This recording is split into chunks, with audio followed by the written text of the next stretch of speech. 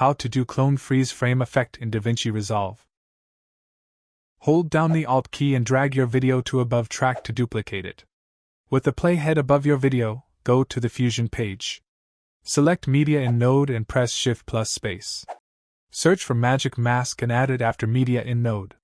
Draw a line on the subject you want to track. Hold down the Alt key and draw to remove from selection. Set mode to better and click on Track Forward and Backward button. After tracking is finished, go back to the Edit page. Right-click on the top video and choose New Compound Clip.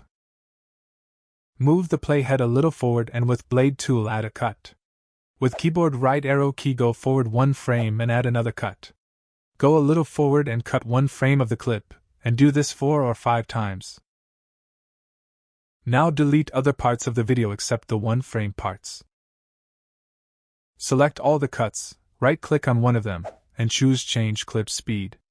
Check the Freeze Frame checkbox and click Change. Move mouse cursor on top of video tracks area, then hold down the Shift key and scroll to change the height of tracks. Drag each cut to track above. Hold down the Alt key and scroll to zoom into timeline. Select cuts and change their duration to match the bottom video.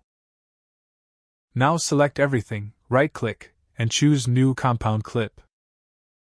Hold down the Alt key and drag the compound clip to the end to duplicate it. Right-click on the duplicate, and choose Change Clip Speed. Check the Reverse Speed checkbox and click Change.